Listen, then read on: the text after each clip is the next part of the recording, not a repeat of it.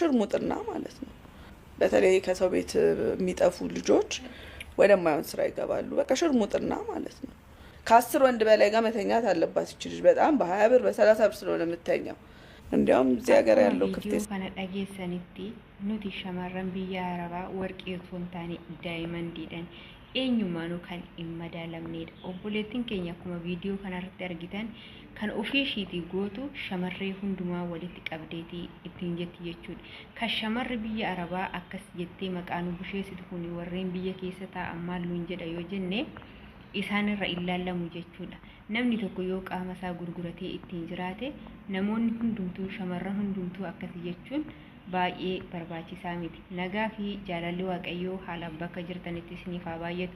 Obboleeyyan koo amantaa birootaa tayyooyyaa ashamaa harka fuun isiniin jecha ሰላም ጤና ይስጥልኝ ውድና እየተከበራችሁ የመስኪ ፍቅር ቤተሰቦች እንዴት ናችሁ? ሰላም ናችሁ ወይ? እግዚአብሔር ይመስገን በጣም ሰላም ነኝ። እናንተ እንዴት ናችሁ? እንዳያችሁ ይሄንን እህታችንን እንደምትለው ሴት እህቶቻችን ውጭ ሀገር የሚኖሩት ሁሉ ዝሙት ሰርቶ ነው የሚኖሩት እንጂ ዝም ያለ ስራ የላቸውም ብላ ስታወራ ሰምተናል። ይሄ ሁሉ እሷ ዝሙት ከሰራች ሁሉም ሴቶች ዝሙት ይሰራሉ ብለሽ ማሰብ በጣም የተረገምሽ ናት ማለት ነው።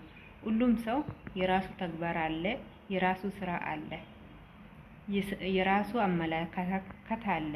ከናፉ ኦቦሌቲን ኬኛ ኩን ዋንታ ኦፊሺቲት ጎቱ ጋፋ ሸመረን ዱባይ ኬስ ጅረን ቢዮቱማ አረባዩ አተው ቢዮቱማ ኡንዱማ ጡቅጤቲ ጅርቲ እሺን ከን አንገ ከነ ጀቴ ወር ቢየ ኬስ ጅረን ማላከት ጅረን isinuuni beektu jechuudha. Yeroo ofiishiitiif gocha ofiishiitii raawwatte gaafa miidiyaa irratti gadi baatee akkas jettu baay'ee ishii seemedha.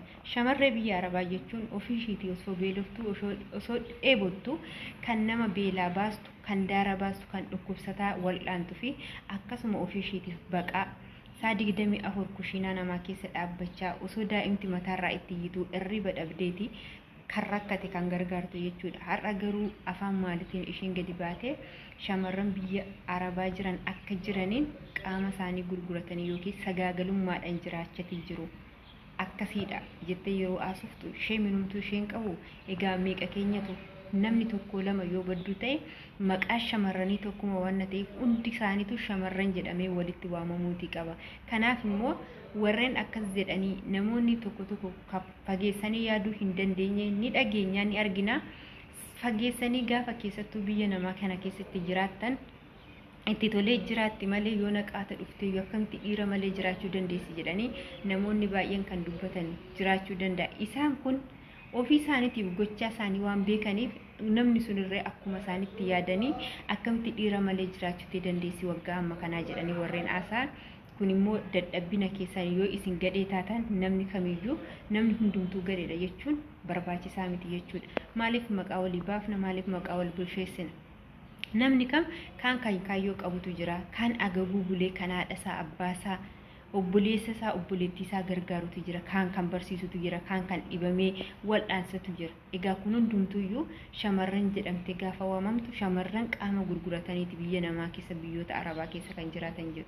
Unkaan qaama gurgurachuu dhiisati kan haduun illee gadi ba'anii haduun irree isaan naafaqu meeqatu jira gola madaamii keessa ta'anii obboleewwan keenya aduun halkanii fi guyyaa kan isaan irratti wallaallan halkanii fi guyyaa kan wallaalan meeqa isaaniitu jira mana keessa ta'anii jechuudha. Garuu gaafa alaala dhaabbatanii ofii keetiif gadhee taate ofii keetiif saree baalagee taate namoota hunda shamarran hunda gaafa walitti qabdee balleessitu maqaa eenyudha? Biyya kam keessa iyyuu jiraadhu jechuudha. Shamarran jechuun shamarran biyya arabaa jechuun dhugaaf siniin jedha daayimandiidha. Yoo hundi isaaniitu xiqqoo ishii tabalaashoftu isaan yoo namoonni xiqqoon kaayyuu fi karoora isaanii wallaalanii akka hin taane ta'an shamarran hundumtuu akkas jechuun miti. Shamarran hundiyyuu maqaadhuma tokko qabdi waan ta'eef shamarran jechuun hin danda'amu, dhiisuun hin danda'amu jechuudha. Nuti jechuun nama ofiif beela'ee ofiif dheebotee ofii keenyaaf osoo waa takka hin godhatin namaaf taanudha jechuudha.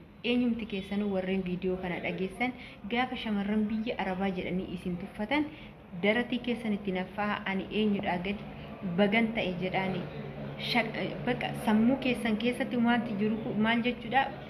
shamarran biyya arabaa jedhanii gaafa isin arrabsan isinoo shamarran biyya keessa jirtan maal hojjettu jedhaaniti hojiin keessan maalidha jedhaaniti gaafadhaa jechuudha. Hojiin kamiyyuu kibiriidha. Gaafa hojii biyyaa baanu gaafa maqaa hin taane nama hoggaasan kun gaarii miti. Viidiyoon koo har'aa kana fakkaata. Viidiyoo koo kana yoo jaalattan immoo laayik, sheer, sabskiraayib gochuu hin dagatinaa. Galatooma.